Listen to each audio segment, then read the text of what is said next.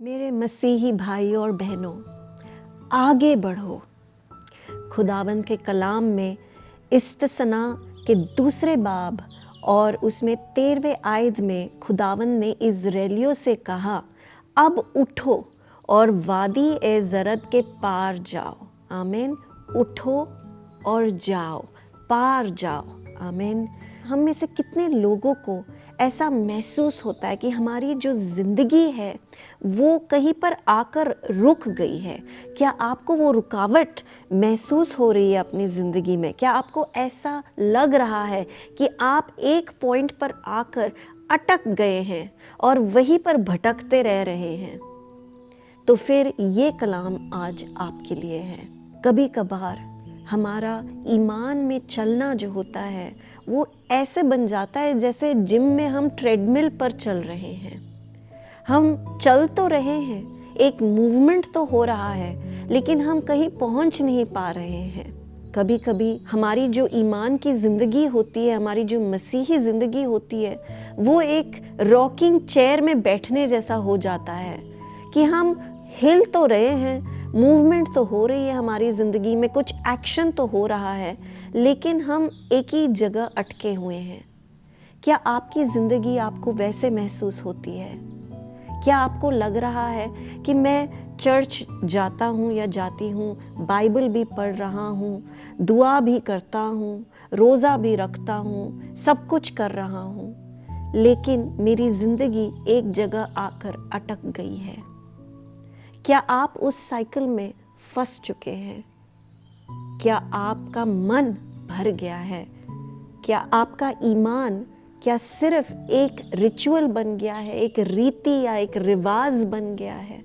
खुदावंद आपको आज कह रहा है कि उस रॉकिंग चेयर से उठकर अब जाओ, चल पड़ो, आगे बढ़ो।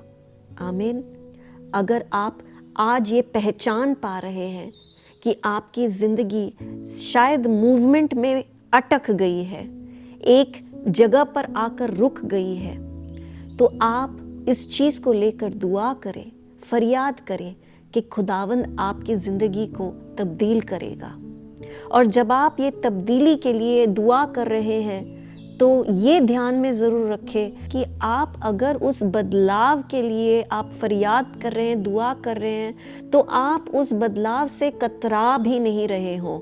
Do not try to resist that change. आमीन। खुदावंद आपकी ज़िंदगी में वो तब्दीली लाएगा, लेकिन उसके साथ आप उस बदलाव से कतराना मत। एक मसलन के तौर पर मैं आपको मछली के बारे में बताती हूँ। अगर आपके घर में अगर मछली का एक कोई फिश बोल है और उसमें अगर एक छोटी मछली है, तो उसकी जो ग्रोथ की जो लिमिट होती है वो उस फिश बोल तक ही रहेगी। कभी कभी हमारे हालात जो होते हैं, हमारी जो माहौल होता है, वो हम पर बंदिशें डाल देती है और हम उस हद से ज़्यादा बढ़ नहीं पाते। लेकिन अगर हम उसी मछली को लेकर समंदर में डाल देंगे तो वो सिर्फ साइज में नहीं बढ़ेगा, बल्कि वो अपने तजुर्बे में भी बढ़ेगा, अपने इल्म में भी बढ़ेगा। और आपके लिए आज इसी मसलन को लेकर मैं आपसे कहना चाहती हूँ कि आपकी जो ग्रोथ है उसे आप रोके ना। अपने हालातों की वजह से, अपने माहौल की वजह से अपने ईमान को दबाए मत, लेकिन उसको बढ़ाने दें। और उसके लिए आपको उठकर आगे बढ़ना पड़ेगा।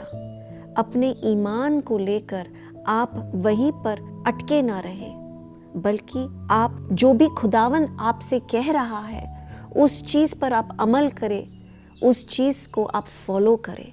आमीन।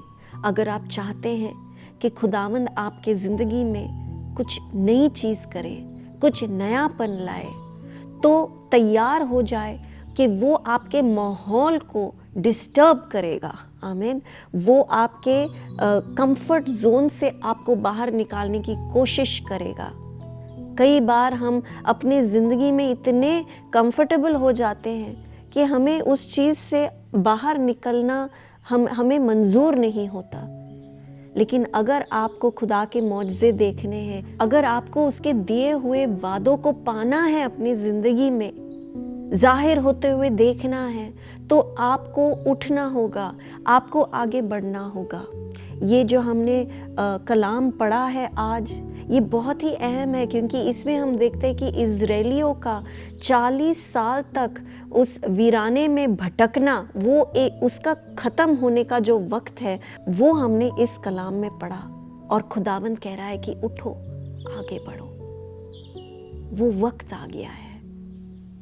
अगर आपको आगे बढ़ना है तो एक तो आपको बीते हुए कल को छोड़ना होगा, उसको पकड़े ना रहो, और दूसरा कि इस दुनिया के जो तौर तरीके होते हैं उसको भी आप पकड़ के ना रखें। अगर आप अपने बीते हुए कल को नहीं छोड़ सकते, अगर आप इस दुनिया के तौर तरीकों को नहीं छोड़ सकते, रीति रिवाजों को नहीं छोड़ सकते, तो आप आगे नहीं बढ़ पाएंगे। आप उसी में अटके रहेंगे और उसी में आप भटकते रहेंगे। जब आप दुआ करते हैं, जब आप फरियाद करते हैं, तो क्या आप खुदावंद यीशु मसीह को एक डिलीवरी बॉय की तरह समझते हैं कि वो आपका काम करेगा और उसको आप दुआ और फरियाद का नाम देते हैं? मेरे मसीही भाइयों और बहनों, अपने दुआ को, उस दुआ के स्टाइल को आप बदले, आप उसका दीदार करें, उसे ढूंढे, उसे तलाशे, उसकी मर्जी को तलाशे, अपने जिंदगी के लिए उसके पाक राह को ढूंढे, जिसकी वजह से उसके सारे वादे आपकी जिंदगी में वो पूरे करेगा। एक जगह अटके रहने से हम आगे नहीं बढ़ पाएंगे।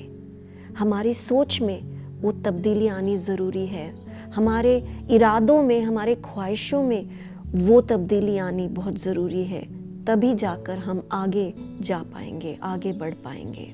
हम अक्सर चर्च में, कलीसिया में हफ्ते में सिर्फ एक दिन रहते हैं, बाकी के 6 दिन हम दुनिया में बाहर रहते हैं। और जब खुदावंद यीशु मसीह मुर्दों में से जी उठा, तो उसने अपने शागिर्दों से ये नहीं कहा कि आके कलीसिया में कुर्सी पर बैठ जाओ, उसने बल्कि ये कहा कि जाओ, इस दुनिया के आखिर तक जाओ, हर कौम, हर इंसान को खुशखबरी सुनाओ ताकि उनको नजात मिले। आप जो 6 दिन कलीसिया के बाहर रहते हैं, आप क्या कर रहे हैं खुदा के पैगाम को फैलाने के लिए, उसकी खुशखबरी को लोगों तक पहुंचाने के लिए? बाकी के 6 दिन आप क्या कर रहे हैं उसकी गवाही में? लोगों को हलाक होने से बचाने के लिए आप क्या कर रहे हैं? उठे, जाए, आगे बढ़े। खुदावंद आपसे जो कह रहा है वो आप करें, वो आपको जहां भेज रहा है वहां जाएं। एक रॉकिंग चेयर में बैठकर हम खुदा का काम नहीं कर सकते। अगर आपको उसके बादशाही में इस्तेमाल होना है, उसके बादशाही को बढ़ाना है, तो आपको उठना पड़ेगा, आपको आगे बढ़ना पड़ेगा। ये सिर्फ आपकी ज़िंदगी के लिए अच्छा नहीं है, बल्कि उन सब लोगों के लिए इस दुनिया में जो खुदावंद को नहीं जानते, उसके पैगाम को नहीं जानते, नजात नहीं पाई है उन्होंने, उनके लिए भी अच्छा होगा। आमीन। ये ट्रेडमिल वाले एक्सपीरियंस से आप निकल जाएं, इस रॉकिंग चेयर से आप उठ जाएं, और जो असली जो मूवमेंट है, असली जो तब्दीली है, वो आपकी ज़िंदगी में आए। मेरी आज आपके लिए यही दुआ है कि खुदावंद आपकी ज़िंदगी में ये तब्दीली लाएगा, आपकी सोच में, आपके इरादों में, आपकी ज़िंदगी में, आपकी ख्वाहिशों में, आपके हालातों में वो तब्दीली लाएगा और आपको वो आगे बढ़ाएगा। आमीन। आज उसका कलाम आया है आपकी ज़िंदगी में और वो आपसे कह रहा है, उठो और आगे बढ़ो। आमीन। खुदावंद आपको बड़ी बरकत बख्शे।